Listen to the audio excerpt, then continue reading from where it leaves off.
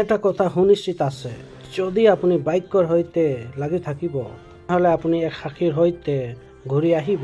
ঈশ্বৰে যিটো আপোনাৰ জীৱনত দিব বিচাৰিছে, এইটো এটা সুস্থতা নহয়। ঈশ্বৰে আপোনাৰ জীৱনত যিটো দিব বিচাৰিছে, এইটো এটা চাকৰি নহয়। ঈশ্বৰে আপোনাৰ জীৱনত যিটো বিচাৰে, এইটো পইচা নহয়। যিটো নেকি ঈশ্বৰে আপোনাক দিব বিচাৰিছে, এইটো হৈছে আপোনাৰ আত্মা, ঈশ্বৰৰ বাক্য। আপোনাক সেইটো বনাই দিব, যিটোৰ বিষয়ে এইটো কথা বতৰা কৰি আছে। আপুনি জিলিকি আছে, আৰু আপুনি জিলিকি আছে পবিত্ৰ আত্মাৰ শক্তিৰ দ্বাৰা। আপুনি জিলিকি আছে পবিত্ৰ আত্মাৰ সামৰ্থ্যৰ দ্বাৰা। আপুনি জিলিকি আছে, আৰু একোৱে আপোনাক ৰখাব নোৱাৰে। এইটো আপোনাৰ বতৰ হয়, এইটো আপোনাৰ সময় হয়। আপোনাক একোৱে ৰখাব নোৱাৰে। এইটো আপোনাৰ সময় হয়, এইটো আপোনাৰ সময় হয়, আপোনাৰ হয়। যেতিয়া আপুনি এক নতুন জন্ম হয়, তেতিয়া আপুনি ঈশ্বৰৰ সন্তান হয়। আৰু আপুনি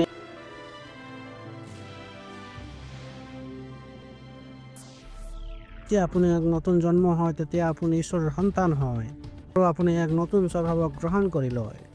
এইবিলাক কথা বতৰা আৰম্ভ কৰি দিয়ে যে চহৰত ফ্লু হৈ গৈছে, কিবা এটা আছে, এওঁলোকবিলাকক প্ৰভাৱিত কৰিছে। মই কওঁ এওঁবিলাক নহয়, মই আকৌ কওঁ যে এওঁবিলাক তেনে কিয় নহয়? কিয়নো মোৰ সৈতে অনন্ত জীৱন আছে। পৃথক হওঁ, মোৰ অনন্ত জীৱন আছে। হৈছে হাইলাইট অনন্ত জীৱনৰ উপহাৰক জানিবৰ বাবে। যোহানৰ প্ৰথম পত্ৰ 5 অধ্যায়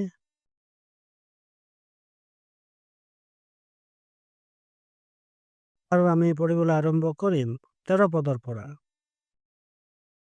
ঈশ্বৰৰ পুত্ৰৰ নামত বিশ্বাস কৰা যি তোমালোকৰ যেন অনন্ত জীৱন আছে, তাক যেন জানা, এই কাৰণে তোমালোকলৈ এইবোৰ মই কথাবিলাক লিখিলো। এতিয়া আমি সেই বাক্যক তাতে ৰাখো হওক, চাওঁ যে এইটো কিমান মহত্বপূৰ্ণ হয়। তেওঁ ক'লে যে মই তোমালোকলৈ লিখিছো, তোমালোক যি ঈশ্বৰৰ পুত্ৰৰ নামত বিশ্বাস কৰা। নিজৰ ঐশ্বৰিক স্বভাৱক জানি আছো, বিচাৰিছে যে আপোনালোকে জানো যে আপোনাৰ এটা অনন্ত জীৱন আছে। এইটো কোনো কথা নহয়, এইটো জীৱন্ত এটা কথা হয়। আনা আছে সেই সকলোবিলাকৰ সৈতে সকলো কাৰ্য যীশুখ্ৰীষ্টই আমাৰ সলনি কৰিলে। তাৰ বাবে আমালৈ কি অৰ্থ হয়, যিটো আমালৈ উপলব্ধ কৰি দিছে, কাৰ্য যিটো আমি কৰিব পাৰো নামত, আৰু যিবিলাক আমাৰ আছে, আমাৰ হৈ হ'ব, সেইবিলাকৰ নামত আমি আছো, যাৰ বাবে তেওঁ কৰিলে। স্থিতি আমাৰ অধিকাৰ, আমাৰ স্থান আৰু উত্তৰাধিকাৰী, আমাৰ অধিকাৰ, সকলোবিলাক আইনী কথা হয়। তাৰপিছত আমাৰ উদ্ধাৰৰ জীৱনৰ কথাবিলাক আছে, যি আছে নেকি, যিটো ঈশ্বৰে কৰি আছে আত্মাত আমাৰ ভিতৰত আজি বাক্যৰ দ্বাৰা, যিটো আমি গ্ৰহণ কৰি লৈছো আমাৰ আত্মাত, আমাৰ জীৱনত খ্ৰীষ্টীয় হোৱাৰ ফলস্বৰূপে। আপোনালোকে এইটো বুজি পালেনে? নহয় যে কেৱল আইনী সলনিবিলাক আহিছে, স্থিতিত আমাৰ অধিকাৰত এটা জীৱনৰ সলনিও আহিছে, ব্যক্তিত্বৰ মূল গুৰিবিলাকত। এইটো সেই সকলোবিলাকৰ বাক্যবিলাকৰ মাজত যিটো নেকি আপোনাক কয়, ঈশ্বৰৰ পুত্ৰৰ নামত বিশ্বাস কৰা যি তোমালোকৰ যে অনন্ত জীৱন আছে, তাক যেন জানা, এই কাৰণে মই তোমালোকলৈ এইবোৰ কথা লিখিলো। কোনো প্ৰতিজ্ঞা নহয়, এইটো আপোনালোক কিবা পাবলৈ গৈ আছে এনে নহয়, এনে এটা একো নহয় যে নেকি আপুনি স্বৰ্গলৈ গ'লে পাব। কৈছে যে তোমালোকৰ হয়তো অনন্ত জীৱন আছে, তাক জানা। আপোনাৰ হয়তো যদি অনন্ত জীৱন আছে, তাক জানি আপুনি কি কৰিব? তুমি জানি লোৱা যে তোমাৰ সৈতে আছে, চাওঁ তোমাৰ সৈতে এইবিলাক আছে। এতিয়া এই ক্ষণত যদি আপুনি আপোনাৰ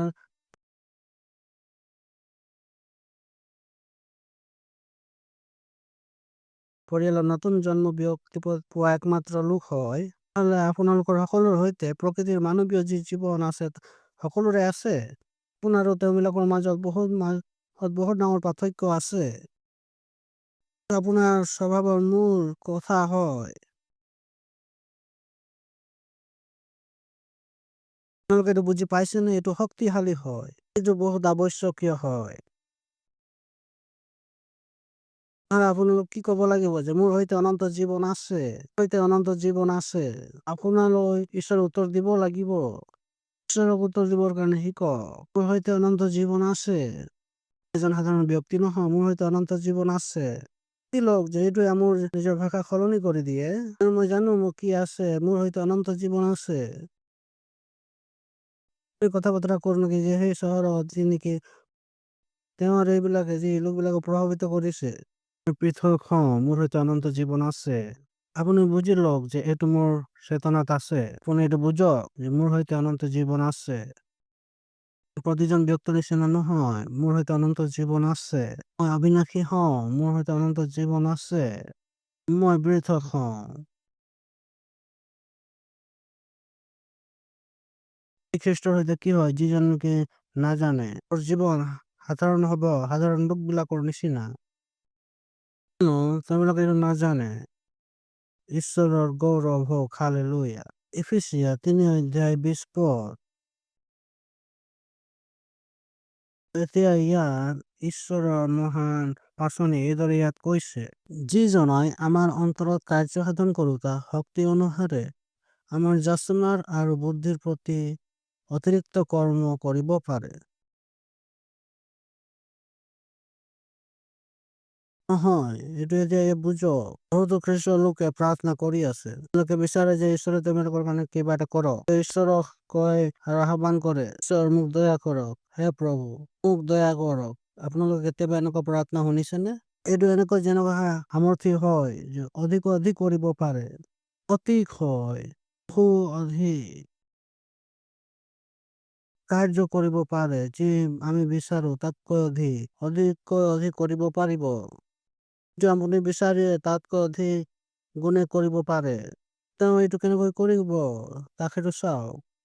সামৰ্থ্যৰ সৈতে যিটো আমাক কাৰ্য কৰে, ভাৱনাৰ সীমাৰ বাহিৰত, আপোনাৰ সীমাৰ বাহিৰত। আপোনালোক ইয়াত আছেনে?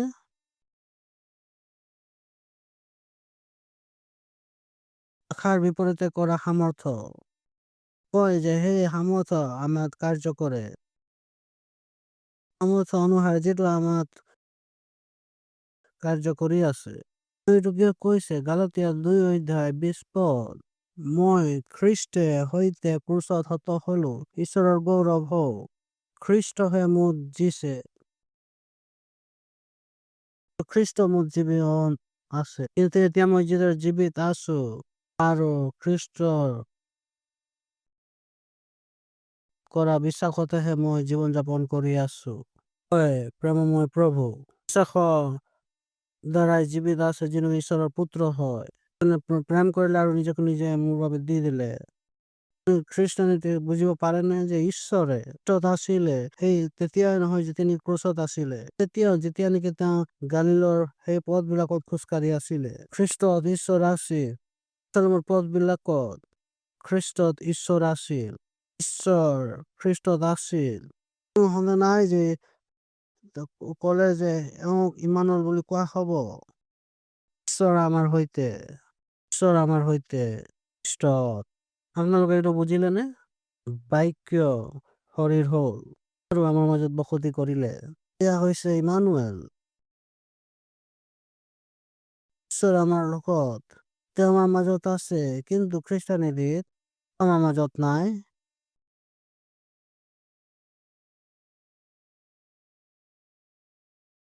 তেওঁ তাতকৈ অধিক কৰিলে।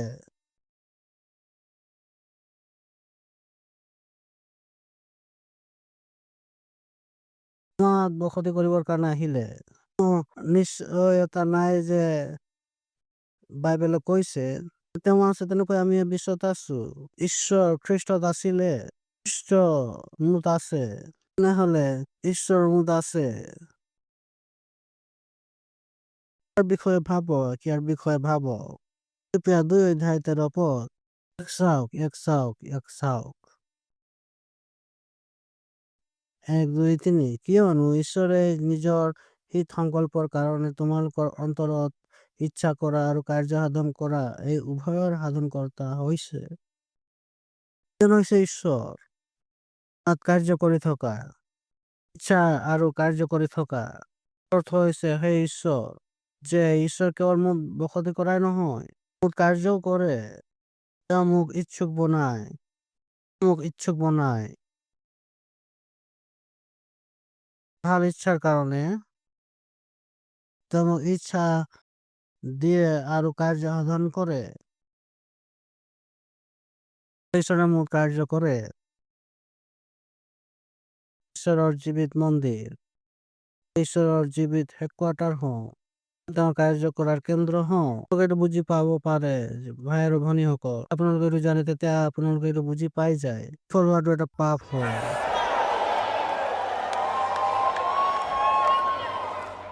সাধাৰণ মানুহ হোৱাটো এটা পাপ হয় জানোনে যেতিয়া মই এনেদৰে কথাবিলাক পঢ়িলো মই কেতিয়াও সাধাৰণ নহওঁ মই কেতিয়াও সাধাৰণ জীৱন যাপন নকৰিম কেতিয়াও বিফল নহওঁ কিন্তু ঈশ্বৰে মোক কাৰ্য কৰি আছে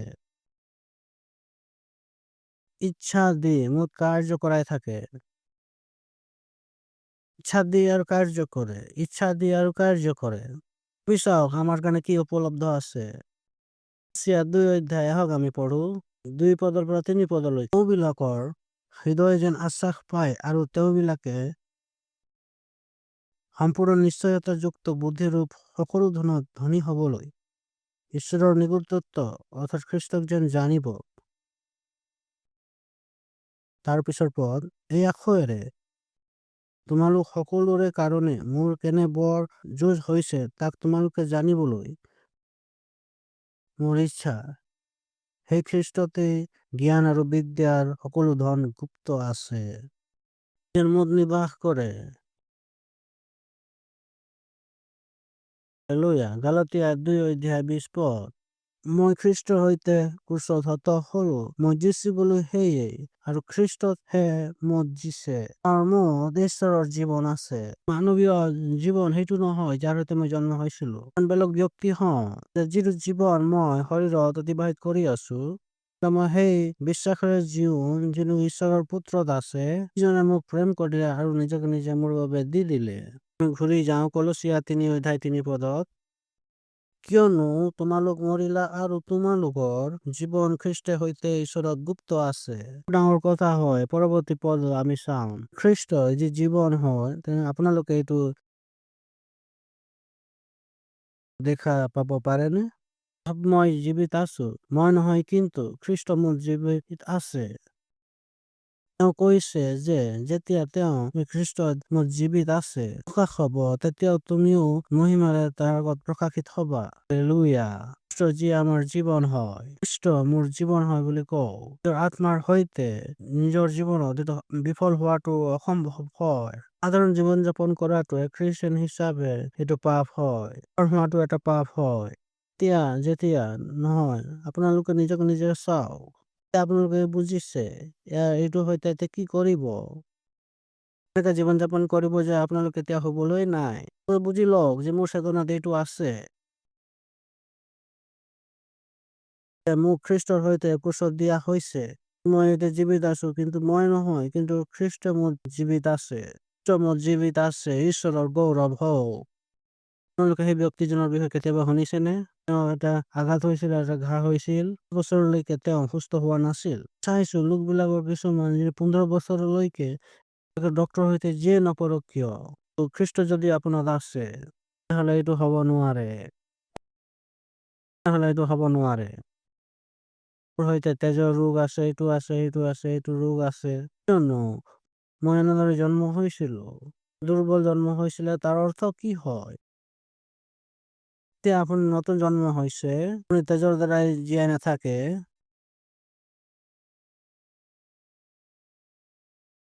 8 অধ্যায়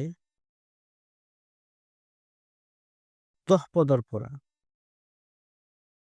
খ্ৰীষ্ট যদি তোমাত আছে তেন্তে হলে দেহ শৰীৰ কাৰণে মৰা কিন্তু আত্মাই হয়তো নিষ্ঠাৰ কাৰণে জীৱন দিয়ে এইটো বুজিলে নে তেতিয়াহ'লে হয় আহক আমি 11 পদত যাওঁ যদি এতিয়া তেওঁৰে আত্মা নেকি যীচুক মৃত বিলাকৰ মাজৰ পৰা তুলিলে নিবাস কৰি আছে। ঈশ্বৰৰ আত্মাই যিনি মৃতবিলাকৰ মাজৰ পৰা তুলিলে, শৰীৰটো তুলিলে, আত্মাই যিনিকি সেই মৃতবিলাকৰ শৰীৰৰ মাজৰ পৰা তেওঁ তুলিলে, তেওঁ তোমাক নিবাস কৰে।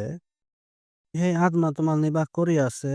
যিজনাই মৃতবিলাকৰ মাজৰ পৰা যীচুক তুলিলে, তোমালোকৰ শৰীৰবিলাকো নশ্বৰ শৰীৰকো যি নেকি আছে তেওঁকো জিলাব নহওক। এইটো এতিয়া বহুত নিদৰ্শনামূলক হয়। তেওঁ আমাক পুৰণি নিয়মত কৈছিলে, প্ৰিয় পুস্তকত যেতিয়া আমাক কৈছিলে শৰীৰৰ জীৱন তেজ হয়, এইটো আমাক আগতে কৈ দিছে।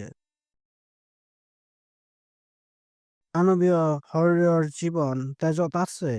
যেতিয়া খ্ৰীষ্ট আপোনাত থাকে, তেতিয়া সেইটো আৰু তেজ নহয়। এইদৰে কিয় হয়?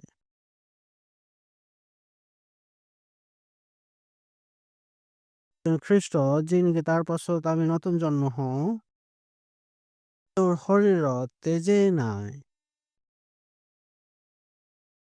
আপুনি সুধিব এইটো কি হ'ল?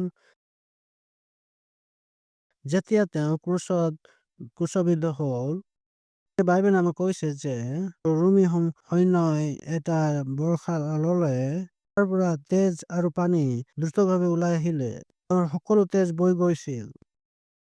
তেওঁৰ কাৰণ এইটো আছিল যে কৈছে তেওঁৰ তেজ বোৱা হৈছিল আমাৰ পাপৰ বোজাবিলাকৰ কাৰণে। তেওঁক এনে স্থিতিত গাড়ী দিয়া হৈছিল, শৰীৰ য'ত নেকি একেবাৰে তেজ নাছিলে। আৱশ্যক হয় এই তেতিয়া যিনেকি ঈশ্বৰে তেওঁক মৃতবিলাকৰ মাজৰ পৰা তুলিলে,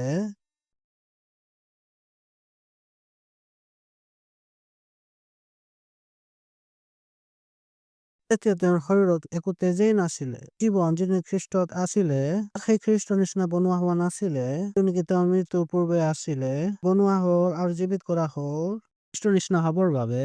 জীৱিত হোৱাৰ পাছত খ্ৰীষ্টানীতি যি নেকি খ্ৰীষ্টৰ পুনৰুত্থান হোৱাৰ পিছত যি খ্ৰীষ্টান আৰম্ভ হয়, আৱশ্যক হয়। হালেলুয়া। যেতিয়া আমি কওঁ যে মোৰ ভিতৰত ঈশ্বৰৰ জীৱনৰ স্বভাৱ আছে, নহলে এইটো এটা আত্মিক নিয়ম হয়, এইটো সত্য হয়। মই এটা টাইপ এ, টাইপ বি, টাইপ চি এনে ধৰণৰ হওঁ, যিকোনোৱে নহওক কিয় দুৰ্বলভাৱে জন্মিছিলো, ইয়াত একো লেনদেন নাই। এনেকে আপুনি দুৰ্বল হৈ জন্ম হৈছিলে, তাৰ এ বি যি যুগত যিয়ে নহওক আপোনাৰ পাছত হ'ব নালাগে।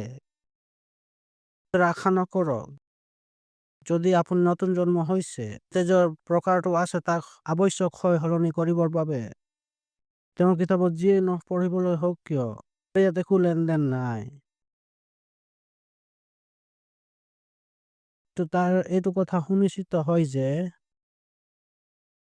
জীৱন তেওঁবিলাকে যিটো অতিবাহিত কৰিব লাগে, সেই ৰোগৰ অধীন হয়, তাৰ আপোনাৰ সৈতে একো লেনদেন নাই। দেখি আপুনি নতুন জন্ম হৈছে, আপুনি ইয়াত বেলেগ ধৰণৰ জীৱন অতিবাহিত কৰে। আপুনি বেলেগ গ্ৰহৰ পৰা হয়, আপুনি ঈশ্বৰৰ গৌৰৱ হওক। প্ৰথম অধ্যায়, তেওঁক তেওঁৰ তেজৰ দ্বাৰাই মুক্ত কৰা হৈছে, অপৰাধৰ ক্ষমা এই অনুগ্ৰহৰ ধনৰ অনুসাৰে পাইছো। শব্দ তাত মুক্ত প্ৰাথমিকতাত কৈছে যে এৰাই দিয়া। তেওঁৰ সেই তেজৰ দ্বাৰা এৰুওৱা হৈছে। যীশুখ্ৰীষ্টৰ তেজ এৰুৱাৰ বিষয়ে কৈছে, কেৱল মোক সকলো বাধাৰ পৰা এৰুৱাই নহয়, সকলো বুজবিলাকো গুচাই দিয়া হৈছে। মই সম্পূৰ্ণৰূপে মুক্ত হওঁ। সেইটো এই কথাকে কৈ আছে ইয়াত, খ্ৰীষ্টত মোৰ সৈতে মোৰ সেই মুক্ততা আছে। সম্পূৰ্ণৰূপে মুক্ত হওঁ, বুজাৰ পৰা স্বতন্ত্ৰ, সকলো বাধাৰ পৰা, বুজাৰ পৰা স্বতন্ত্ৰ, পাপৰ পৰা স্বতন্ত্ৰ, সকলো ন্যায়ৰ পৰা স্বতন্ত্ৰ। বাবে এতিয়া তেওঁৰ ওপৰত একো দণ্ডৰ আজ্ঞা নাই। যেনেকে খ্ৰীষ্ট যীশুত আছে, শৰীৰৰ অনুসাৰে নহয় কিন্তু আত্মাৰ অনুসাৰে চলে। স্বতন্ত্ৰতা ঈশ্বৰৰ পুত্ৰৰ সৈতে আছে, এইটো এক অদ্ভুত বস্তু হয়। খ্ৰীষ্টৰ স্বতন্ত্ৰতা আত্মা স্বতন্ত্ৰতা হয়। জানেনে, যদি আপোনালোকে কিবা সমস্যাত সোমাই পৰে, যীশুৱে আপোনালোকৰ সমস্যাৰ দায়বদ্ধতাক লৈ লয়। বহুতো এনেকুৱা লোকবিলাক আছে যিবিলাকে নেকি এইবোৰ কথা নাজানে। তোমালোকে সেই ভুলটো কৰিছিলে বা কৰা নাই, তেওঁলোকে সকলো বস্তুবিলাক বেয়াই নকৰক কিয়, আছে সেইজন যি নেকি মূল্য দিয়ে, তেওঁ মূল্য দিয়ে। যদি আপোনাৰ ওপৰত কিবা ঋণ আছিলে, আপুনি এইটো জানেনে যে সেইটো তাৰ যি নেকি ঈশ্বৰে আপোনাৰ জীৱনৰ দায়িত্ব লয়। তাৰ অৰ্থ এইটোৱেই যে যীশু মোৰ জীৱনৰ প্ৰভু হয়। আপোনালোকে এইটো বুজিলে নে? যীশু আপোনাৰ জীৱনৰ প্ৰভু হৈ যায়, তেওঁ সকলো বস্তুবিলাকৰ দায়িত্ব লৈ লয়। ঈশ্বৰে আপোনাক কেনেদৰে দৃষ্টি কৰে? আপোনাক দৃষ্টি কৰে খ্ৰীষ্টৰ দ্বাৰাই। তেওঁ আপোনাৰ শুদ্ধতাক চায়। আপুনি নিজকে নিজে চাব পাৰে, নিজৰ ভুলবিলাকক চাব পাৰে। ঈশ্বৰে আপোনাৰ ভুলবিলাক চোৱা নাই বা তেওঁ চাবও নোৱাৰে। আপোনাক খ্ৰীষ্টত চায়। যিখনৰ পৰাই আপুনি নিজকে নিজে খ্ৰীষ্টত নিজকে চাবলৈ, আপোনাৰ আচৰণ সলনি হৈ যাব, ব্যৱহাৰ সলনি হৈ যাব, আপোনাৰ জীৱনৰ ধৰণ সলনি হৈ যাব, শব্দবিলাক সলনি হৈ যাব। আপোনাৰ খুব পৰিশ্ৰম কৰিবৰ আৱশ্যক নহব। জানো কিছুমানে কয় মই বহুত পৰিশ্ৰম কৰি আছো। আপোনালোকে জানেনে যে খ্ৰীষ্টানীতি মোৰ কাৰণে বহুত কঠিন হয়। বহুত পৰিশ্ৰম কৰি আছে বা আপোনাৰ কাৰণে কঠিন হয়। তেওঁৰ আগত প্ৰেমত আমাক মনোনীত কৰিছে পবিত্ৰ নিৰ্দোষী হবৰ বাবে। দৃষ্টিত সেয়ে ঈশ্বৰৰ দৃষ্টিত কি পবিত্ৰ আৰু নিৰ্দোষী। তেওঁ আপোনালোকক এনেদৰে দৃষ্টি কৰে। আপুনি নিজকে নিজে চাই হ'ব পাৰে আপুনি ভুল বস্তুবিলাক দেখিছে, কিয়নো আপুনি তাৰ পৰা আপোনাৰ দৃষ্টি গুচাই দিছে।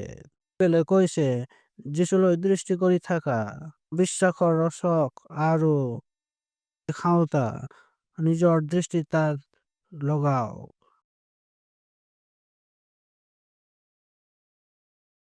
বাইবেলে কৈছে যিদৰে আমি ঈশ্বৰৰ দৰ্পণত আমি চাওঁ, আমি পৰিৱৰ্তন হৈ যাওঁ, আমি সলনি হৈ যাওঁ। গৌৰৱৰ পৰা গৌৰৱলৈ যিমানে অধিক আমি চাওঁ সিমানে অধিক আমি সলনি হওঁ, যিমানে অধিক আমি চাওঁ সিমানে আমি পৰিৱৰ্তন হওঁ, অধিক আমি চাওঁ সিমানে অধিক আমি সলনি হওঁ।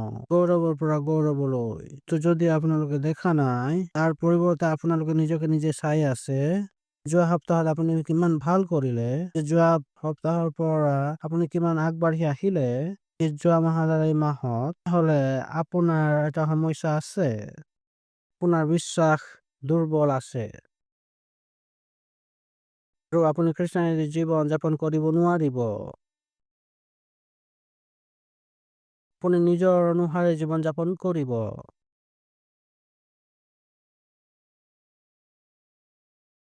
হৈছে হাইলাই অনন্ত জীৱনৰ উপহাৰক জানিবৰ বাবে। আমাৰ আশা যে আপোনালোকে আজি এই আমাৰ আজিৰ প্ৰচাৰৰ দ্বাৰা আশীৰ্বাদ প্ৰাপ্ত হৈছে। আপুনি নতুন জন্ম পোৱা নহয়, আমি আপোনালোকক এই সময়ত আমন্ত্ৰণ কৰিছো যে প্ৰভু ঈশ্বৰ সম্পূৰ্ণ হৃদয়েৰে মই প্ৰভু যীশু খ্ৰীষ্টক বিশ্বাস কৰো, জীৱিত ঈশ্বৰৰ পুত্ৰত বিশ্বাস কৰো যে ঈশ্বৰে তেওঁ মৃতবিলাকৰ মাজৰ পৰা জীৱিত কৰিলে আৰু তেওঁ আজি জীৱিত আছে। মই নিজৰ মুখেৰে অংগীকাৰ কৰিছো যীশু খ্ৰীষ্ট মোৰ জীৱনৰ প্ৰভু হয় আৰু আজিৰ পৰা আৰু তেওঁৰ নামত মোৰ বিশ্বাসৰ দ্বাৰা মোৰ আত্মাৰ বাবে ক্ষমা বিচাৰিছো, মোৰ জীৱনৰ অনন্ত জীৱনক বিচাৰিছো। ধন্যবাদ প্ৰভু মোৰ জীৱনক বচোৱাৰ বাবে। ধন্যবাদ প্ৰভু মোক এক নতুন জীৱন দিয়াৰ বাবে। মই নতুন জন্ম পোৱা, এতিয়া মই এক ঈশ্বৰৰ সন্তান হওঁ। ধন্যবাদ প্ৰভু, আমেন। যদিহে আপোনালোকে এতিয়া এই প্ৰাৰ্থনা কৈছে, তাহলে শুভেচ্ছা জনাওক। এতিয়া আপুনি এক ঈশ্বৰৰ সন্তান হয়। আপুনি খ্ৰীষ্টীয় লোক হিচাপে কেনেকৈ আগবাঢ়িব পাৰে আৰু অধিক তথ্য পাবৰ বাবে আমাক এতিয়া ফোন কৰক বা আমাৰ ৱেবছাইটত যাওক। ঈশ্বৰে আপোনালোকক আশীৰ্বাদ কৰক। तो ये समय हम अपनी भेंट, अपना दशमांश, अपनी पार्टनरशिप, अपने बीज देने वाले हैं।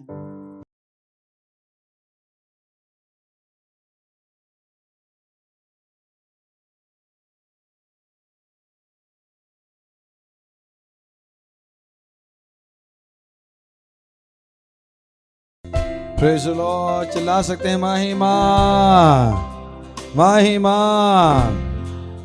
हम प्रार्थना करेंगे, धन्यवाद देते हैं परमेश्वर इस भेंट को लाने का अनुग्रह, बुद्धि, ज्ञान, समझ देने के लिए। ये भेंट, ये दशमांश, ये पार्टनरशिप, ये बीज जो दिए गए हैं प्रभु, इन सब पर आपके आत्मा की महान आशीष है प्रभु यीशु मसीह के नाम में।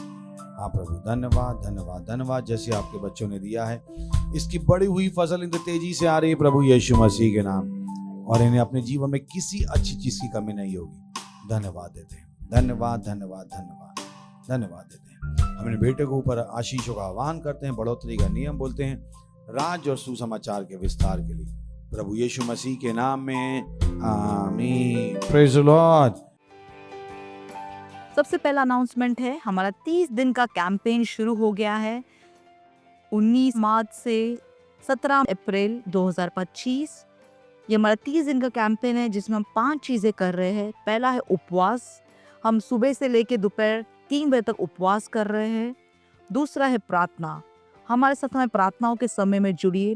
हम सुबह 7 बजे, दोपहर 12 बजे, दोपहर 3 बजे और रात को 11:15 बजे जुड़ते हैं प्रार्थना में। हमारे प्रार्थना के समूह में हमारे साथ जुड़िए।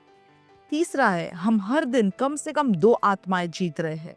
होने दीजिए कि इन 30 दिनों में आप कम से कम 50 आत्माएं जीत रहे हैं। और चौथा है, उन आत्माओं को आप बढ़ा रहे हैं। उनका फाउंडेशन स्कूल करवाइए, उन्हें सेल में जोड़िए, चर्च में जोड़िए, उनकी आत्मिक वृद्धि का एक हिस्सा बनिए।